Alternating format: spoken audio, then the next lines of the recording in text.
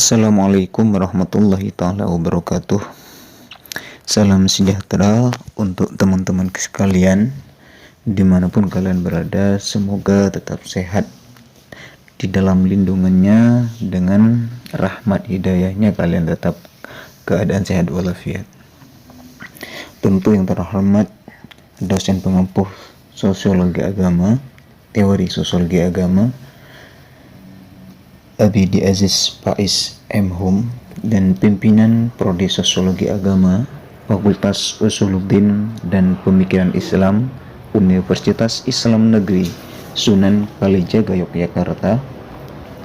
Kami dari kelompok 4 ingin mempresentasikan yaitu teori agama sebagai tindakan Max Weber. Sketsa biografis akan dipresentasikan oleh Oktaviani Dewi Nurlaili. Pemikiran tentang sosiologi akan dipresentasikan oleh Fahrizal Umar Mangistu dan Emri Kadir. Teori Max Weber akan dipresentasikan oleh Tiara Widyaningrum. Agama dan munculnya kapitalisme akan dipresentasikan oleh Ainur Yakin. Bismillahirrahmanirrahim. Assalamualaikum warahmatullahi wabarakatuh. Saya Oktaviani Nurlaili akan membacakan tentang profil Max Weber. Max Weber atau Maximilian Weber lahir di Erfurt, Jerman pada tanggal 21 April 1864 dan meninggal di Munchen, Jerman pada tanggal 14 Juni 1920 pada umur 56 tahun. Max Weber berasal dari keluarga menengah ke atas. Kedua orang tuanya memiliki latar belakang dan kecenderungan berbeda. Ayahnya politikus kaya, sedangkan ibunya Calvinis saleh. Pada saat usia Max Weber 16 tahun, Max Weber belajar di Universitas Heidelberg. Max Weber dikenal dengan teori-teori sosialnya. Ia juga merupakan ahli sosial, ekonomi, serta sejarah dari Jerman. Pemikiran tentang sosiologi agama. 3 tema utamanya adalah efek pemikiran agama dalam kegiatan ekonomi, hubungan antara stratifikasi sosial dan pemikiran agama, dan pembedaan karakteristik budaya Barat diawali oleh esai Ketika Protestan dan Semangat Kapitalisme. Weber menyebutkan agama adalah salah satu alasan utama perbedaan antara budaya Barat dan Timur. Ia mengaitkan efek pemikiran agama dalam kegiatan ekonomi, hubungan antara stratifikasi sosial dan pemikiran agama, serta pembedaan stratifikasi budaya Barat. Tujuannya untuk menemukan alasan mengapa budaya Barat dan Timur berkembang dengan jalur yang berbeda. Maka selanjutnya Weber kemudian menjelaskan temuannya terhadap dampak pemikiran agama Puritan, Protestan, pemikiran pengaruh besar dalam perkembangan sistem ekonomi di Eropa dan Amerika Serikat.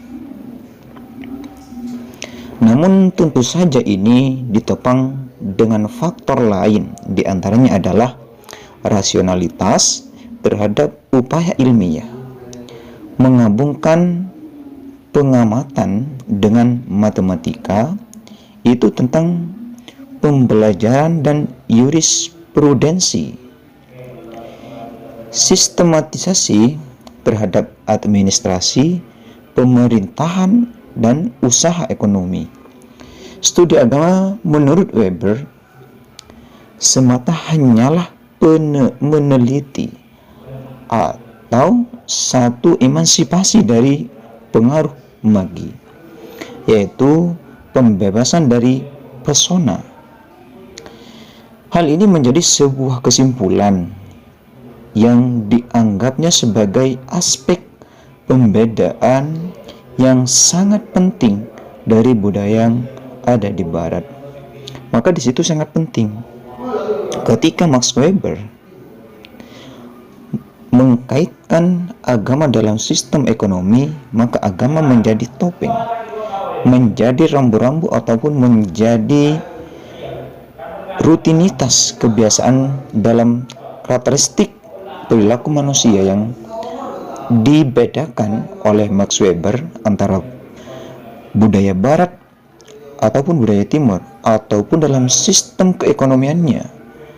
Maka di sini sangat jelas ketika Max Weber mengkaitkan agama kepada sistem ekonomi, maka ekonomi itu akan menjadi suatu tindakan dan agama akan menjadi sistem yang religius untuk dijadikan budaya lokal ataupun dialektika dalam bersosial.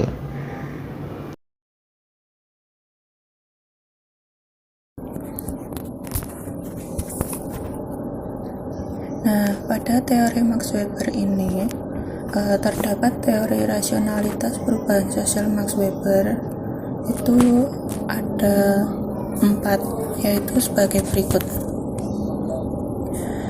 Yang pertama, rasionalitas tradisional, yaitu jenis nalar yang mengutamakan acuan perilaku berdasarkan dari tradisi kehidupan masyarakat. Di setiap masyarakat seringkali ditemukan aplikasi nilai yang merujuk dari nilai-nilai tradisi kehidupan. Hal ini berdampak pada kokohnya norma hidup yang diyakini bersama. Contohnya, upacara perkawinan yang menjadi tradisi hampir semua kelompok etnis di Indonesia. Jadi, tujuan dari traditional rationality ini tujuannya adalah perjuangan nilai yang berasal dari tradisi kehidupan masyarakat sehingga ada yang menyebut sebagai tindakan yang non-rasional. Kemudian yang kedua adalah rasionalitas yang berorientasi pada nilai, yaitu suatu kondisi kesadaran yang menghinggapi masyarakat di mana nilai menjadi pedoman perilaku meski tidak aktual dalam kehidupan sehari-hari. Jenis rasio ini biasanya banyak dipengaruhi oleh peresapan nilai keagamaan dan budaya yang benar-benar mendalam. Contohnya, orang bekerja keras membanting tulang di kota besar, kemudian setahun sekali tabungan uang habis untuk mudik ke daerah asal. Jadi, rasionalitas berorientasi nilai ini adalah suatu kondisi di mana masyarakat melihat nilai sebagai potensi hidup, sekalipun tidak aktual dalam kehidupan sehari-hari. Dan contohnya ya itu tadi. Kemudian yang ketiga itu adalah rasionalitas afektif, yaitu jenis rasio yang bermuara dalam hubungan emosi yang mendalam, di mana ada relasi hubungan khusus yang tidak bisa diterangkan di luar lingkaran tersebut. Contohnya, hubungan suami istri, ibu anak, dan lain sebagainya. Kemudian yang keempat adalah rasionalitas purposive rationality. Tujuannya itu adalah tindakan alat dari bentuk rasional yang paling tinggi yang dipilihnya etika Protestan dan semangat kapitalisme. Jadi bentuk rasionalitas ini menurut Weber itu paling tinggi dengan unsur pertimbangan pilihan rasional sehubungan dengan tujuan dan alat yang dipilihnya.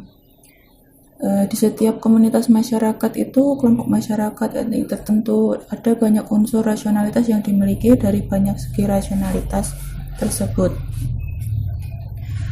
Dan hanya ada satu unsur rasionalitas yang paling populer, yang banyak mengikuti oleh masyarakatnya.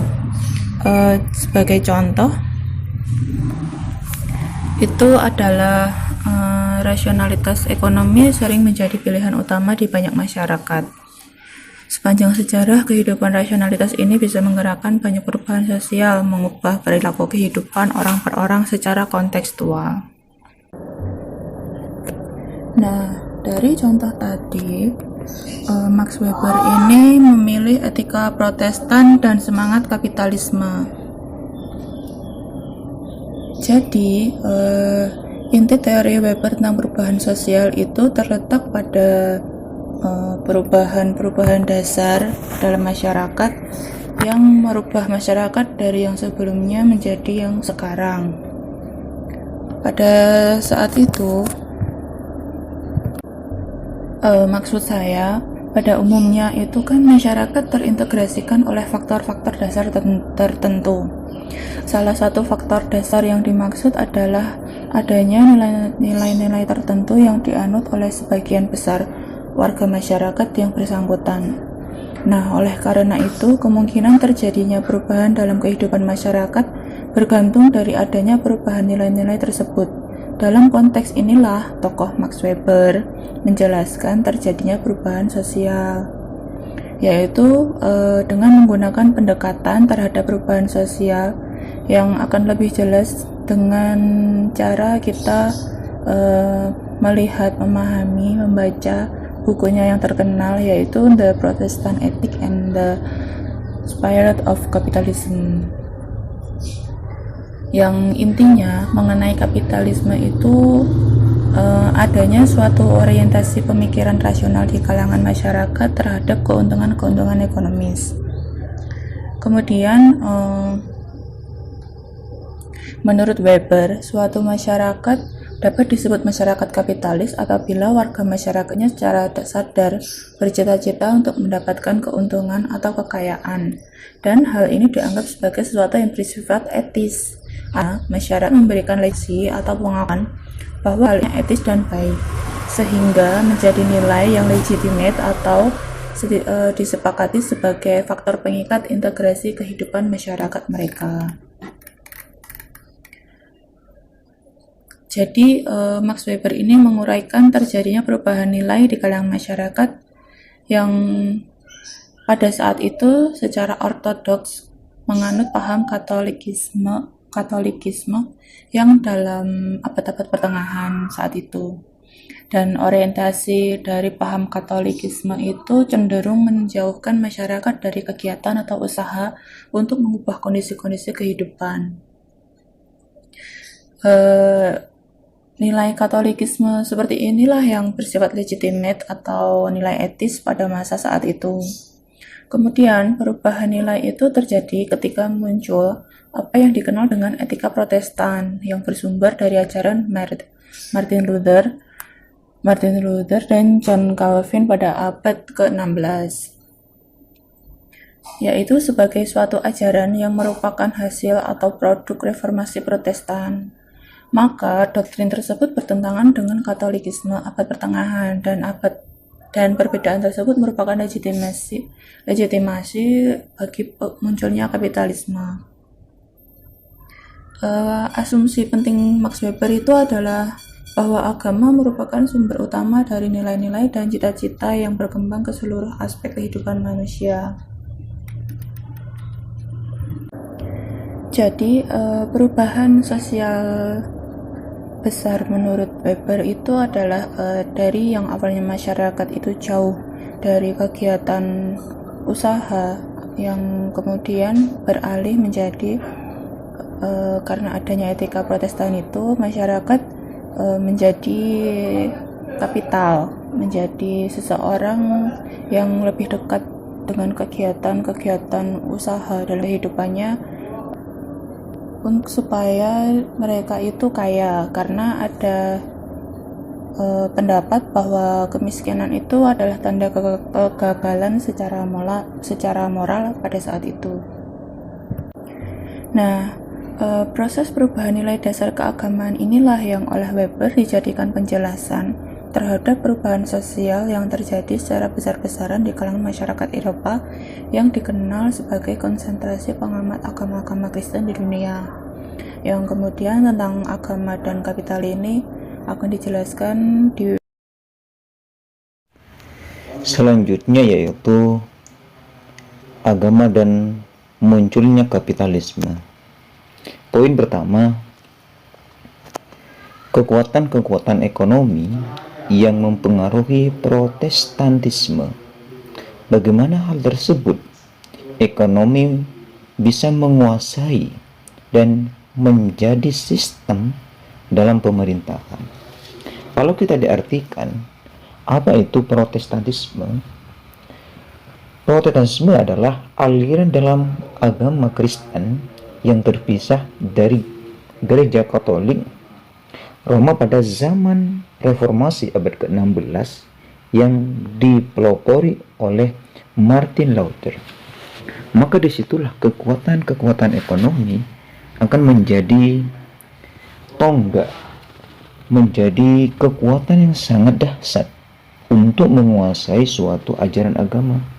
Maka disitulah poin pertama. Poin yang kedua, kekuatan-kekuatan ekonomi yang mempengaruhi agama-agama lain selain Protestantisme. Contohnya, Hinduisme, Konfusianisme, dan Taoisme. Maka di sini ketika ekonomi ataupun kapitalis, karena ini menjadi kekuasaan, menjadi milik sendiri, maka satu ajaran hanya menjadikan suatu kelemahan ketika suatu ekonomi akan menjadi menguat dan menguasai sistem. Dalam ajaran ini mempengaruhi semua sistem, mempengaruhi semua ajaran. Maka disinilah poin yang kedua. Sedangkan poin yang ketiga yaitu sistem ide religius yang mempengaruhi pemikiran-pemikiran dan tindakan-tindakan individu, khususnya pemikiran-pemikiran dan tindakan-tindakan ekonomi. Bagaimana sistem tersebut? Bagaimana pelopor-pelopor ataupun tokoh ataupun cendekiawan lain sebagainya ketika filsuf mempunyai ide gagasan yang sangat dahsyat, idenya yang religius, maka di situ akan diubah sistemnya, akan mempengaruhi dengan pemikiran-pemikiran ataupun tindakan yang bersifat individual. Ketika pemikiran-pemikiran dan tindakan itu dalam sistem ekonomi akan dikuasai oleh ide religius, karena dalam dunia kapitalisme kebanyakan yang menguasai adalah para orang yang menganut dalam kekuasaan ataupun hanya bersifat individualisme. Sistem yang keempat yaitu poin yang keempat, sistem-sistem ide religius yang berpengaruh di seluruh dunia. Bagaimana hal tersebut bisa kita cermati ataupun bisa kita petakan? Kalau misalkan sistem gagasan yang religius mempengaruhi semua di seluruh dunia, maka disitulah ketika masyarakat yang tertindas ataupun penduduk yang tidak mempunyai kekuasaan, maka akan semakin sempit dalam sistem ekonominya.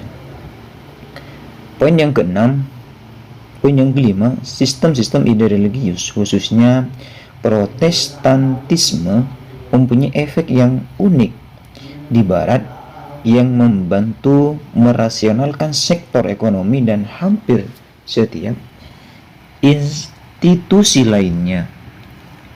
Maka di sini dijelaskan oleh Max Weber, ketika Protestantisme mempunyai efek ataupun mempunyai keunikan dalam sistem ekonomi di Barat, maka merasionalisasikan sektor ekonomi yang sangat jelas, maka itu mempunyai dampak positif pada ekonomi yang lain, karena itu mempunyai kekuasaan ataupun mengambil alih untuk kepentingan diri sendiri. Poin yang keenam yaitu sistem-sistem ide religius di dunia non-barat telah menciptakan kendala-kendala struktural yang tidak bisa dilampaui bagi rasionalisasi. Poin yang terakhir yaitu sistem ideologius di dunia non-barat, karena dalam sistem tersebut sudah terbentuk struktural secara sistematis, maka tidak bisa dirasionalisasikan, maka tidak bisa dilampaui oleh sistem ekonomi yang lain. Bagaimana hal tersebut kita bisa memetakan ataupun kita bisa merasionalisasikan dalam dunia munculnya kapitalisme ini.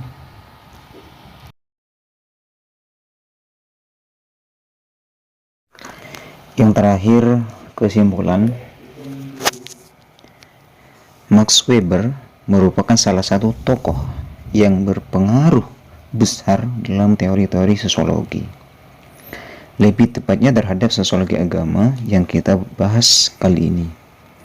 Menurut Weber, seharusnya kapitalisme tidak hanya mementingkan harta dan kekayaan saja dalam mencapai suatu kebahagiaan, karena tidak selamanya kebahagiaan ditentukan secara material dari kekayaan yang dimiliki seseorang.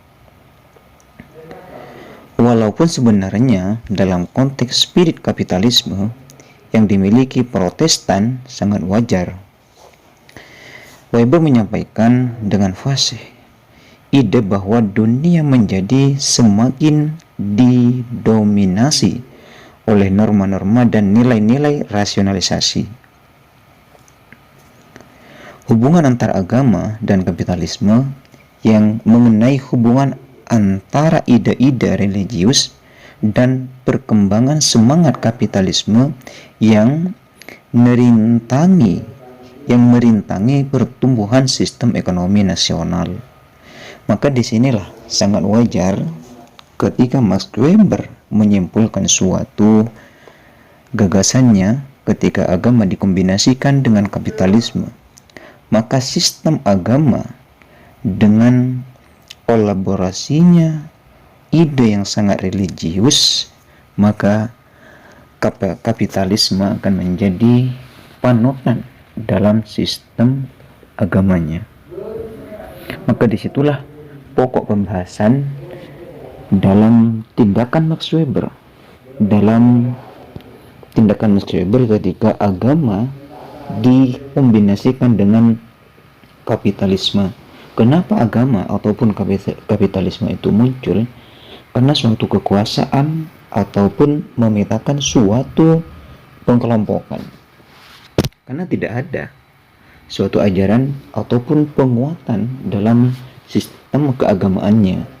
Maka disitulah yang sangat kuat dalam abad 16, yaitu reformasi abad ke-16 yang dipelopori oleh Martin Luther. Maka disitulah sangat kuat sistem kapitalisme, karena dalam sebelumnya tidak ada penguatan dalam keagamaannya. Maka disinilah Max Weber merupakan salah satu tokoh yang mempengaruhi besar dalam teori-teori sosiologi, lebih tepatnya yaitu sosiologi agama. Maka dia menggabungkan teori sosiologi agama yaitu dengan tindakan sosial. Bagaimana hal tersebut kita bisa menyimpulkan ataupun lain sebagainya. Mungkin hanya ini yang bisa saya sampaikan. Mohon maaf, lillahi taufik wal hinayah.